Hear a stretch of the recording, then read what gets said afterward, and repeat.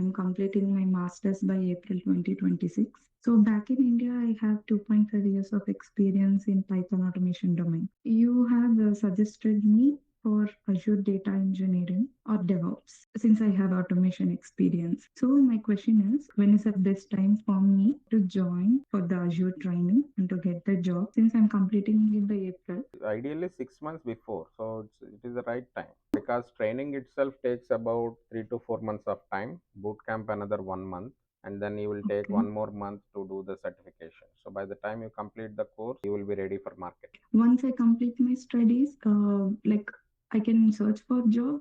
Am I eligible or I should wait till my work permit comes?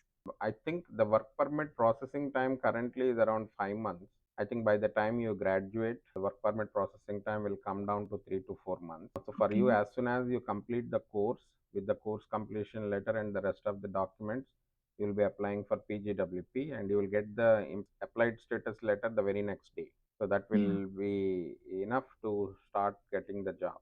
Okay. It's not mandatory to have the permit, right? Ideally, if you The have age permit, limit. that is good. Some companies and recruiters will be okay even with the applied status letter, but some recruiters and companies will insist to wait till you get the work permit copy. Like, what are the guidelines I should follow for focus on Azure data engineering since it is targeting majority of coding? Python is a must, because in the Azure Data Engineering, at least one round of interview is going to be a coding round.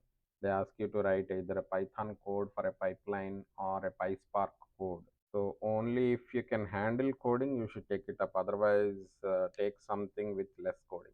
And how much time I should spend since I have to manage my studies and my part-time job. Like how much time I should invest while on training in NCPA? Not less than 2 to 3 hours.